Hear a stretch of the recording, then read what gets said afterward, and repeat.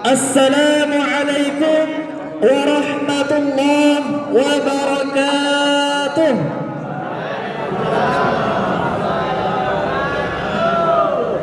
Alhamdulillahi rabbil alamin. Wassalatu wassalamu ala rasulillah. Wala hawla wala quwwata illa billah. Amma ba'd. Yang terhormat Al-Ustadz Jamil selaku musyrif Mahad Al-Jami'ah, dan yang sama-sama kita hormati para mudabbir pengurus kamar Mahad Al-Jami'ah serta teman-teman mahasantri yang insya Allah dirahmati oleh Allah Subhanahu wa taala.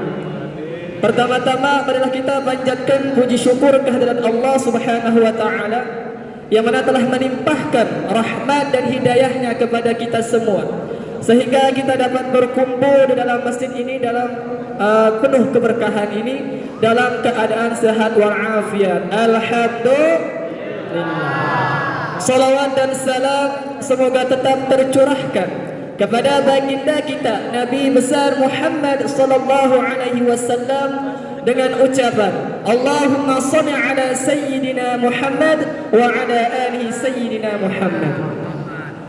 Para teman-teman yang berbahagia, pada zaman sekarang banyak perilaku atau perbuatan haram yang sering dianggap biasa. Karena apa? Karena sering dilakukan dan sering dilihat. Kebanyakan manusia zaman sekarang hal seperti itu dianggap biasa. Padahal perilaku yang di mata manusia itu benar atau sudah biasa, tetapi di mata Allah belum tentu benar. Maka Allah Subhanahu wa taala berfirman di dalam surah Al-An'am ayat 116, apa kata Allah? Bismillahirrahmanirrahim. Wa in tuti aktsara man fil ardi yudillunakum an fi sabilillah.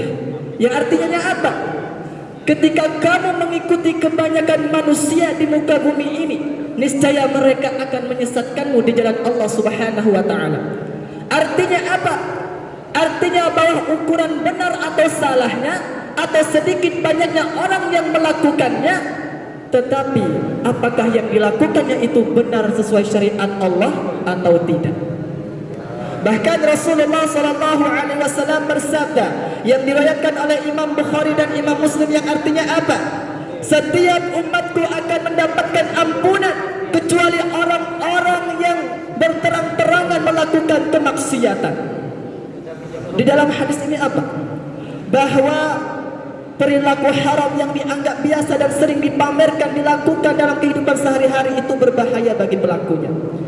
Contoh ada 3 hal perilaku haram yang sering kita anggap biasa. Yang pertama, berbohong. Banyak zaman sekarang mahasiswa baik orang-orang lain berbohong.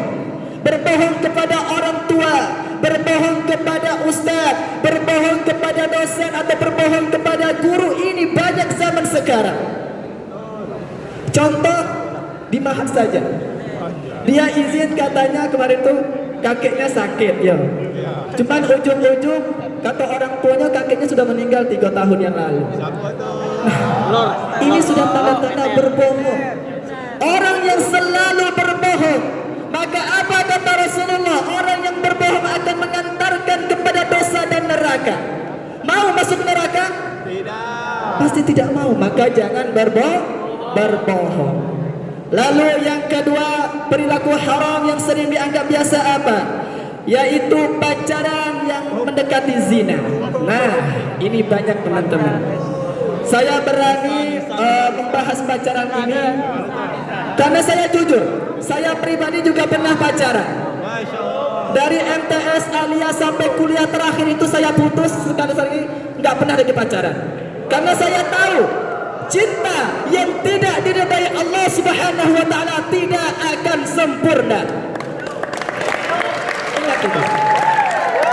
Cinta yang tidak diridai Allah itu tidak akan sempurna. Maka Allah Subhanahu wa taala berfirman, "Wala taqrabuz zina." Janganlah kamu mendekati zina. Perhatikan, Allah tidak mengatakan jangan dekati zina saja, tetapi jangan mendekati zina. Allah sudah menulis dalam Al-Quran. Tetapi kita sebagai mahasantri UIN yang katanya kuliahnya di UN, Universitas Islam, tetapi firman Allah dilanggar. Masya Allah, na'udzubillah. Banyak sama sekarang mahasiswa, kalau saya ke kampus itu, kalau saya ambil itu kan kita, kalau masuk tuh, penuh-penuhan tuh. Kadang tuh ada pula tuh, bergandengan pula dia di dalam. Seakan-akan dunianya milik berdua. Setelah keluar alim, nah berpeluk-pelukan dia, ya Allah.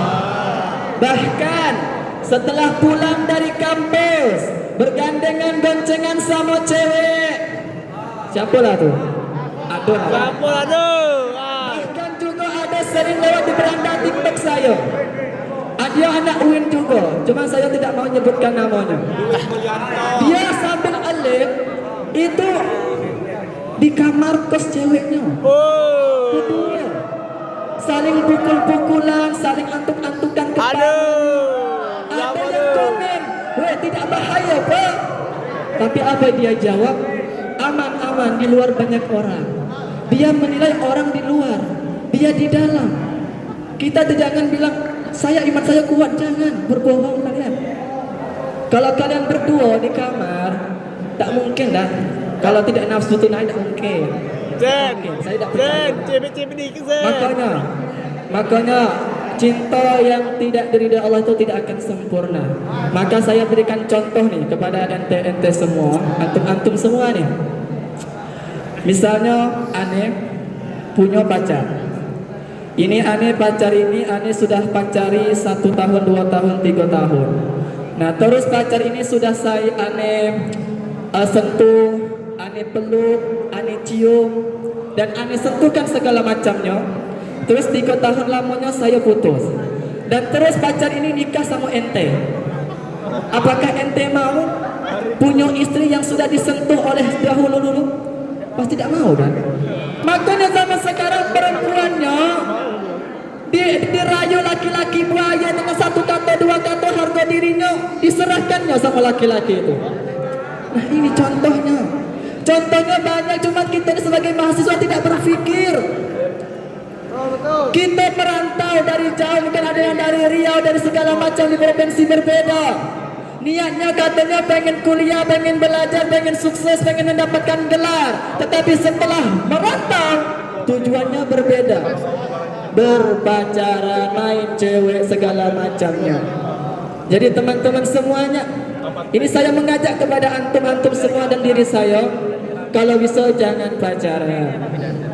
Kalian tuh fokus baiklah kuliah kalian. Fokus. Banggakan orang tua dulu, baru cari bini, baru cari istri. Ini kalau belum ada kesuksesan sudah nak main-main cinta, bermaksiat dengan segala macam. Nah, maka jauhi pacaran. Yang ketiga, nah ini yang ketiga, ini yang paling saya pengen sampaikan. Melalaikan sholat. Saya nak tanya kepada antum-antum semua. Antum-antum semua ini Islam tak? Islam tak? Islam. Rukun Islam ada berapa? Ada 5. Yang pertama, yang kedua, yang ketiga, 4, 5. Oke, saya bahas. Kita bilang, orang bertanya, ente Islam? Islam. Ente Islam asli Islam. Terus ditanya, rukun Islam yang kedua apa? Mendirikan sholat. Ente sholat? Tidak. Macam mana ceritanya tuh? Kita ngaku kita Islam, cuman rukun Islam tidak kita sempurnakan, tidak kita jalankan. Bagaimana ceritanya tuh? Kita menganggap kita Islam, cuman rukun Islam tidak kita jalankan. Macam mana? Sholat baik, kalau rukun sholat aja tidak kita kerjakan, salah satunya tidak sempurna sholat kita, apalagi Islam. Maka ingat, sesibuk apapun kalian di perkuliahan, balik kuliah, apapun itu, jangan lupa kerjakan sholat. Banyak di Mahat tuh, banyak tuh. Balik kuliah langsung tidur.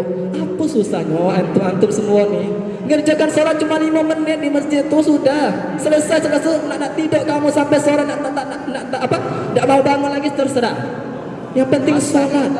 Ente kalau ditanya mau sukses, mau Ente mau ditanya mau nilai bagus mau, tapi untuk sujud kepada Allah, minta pertolongan kepada Allah tidak mau. Bagaimana caranya?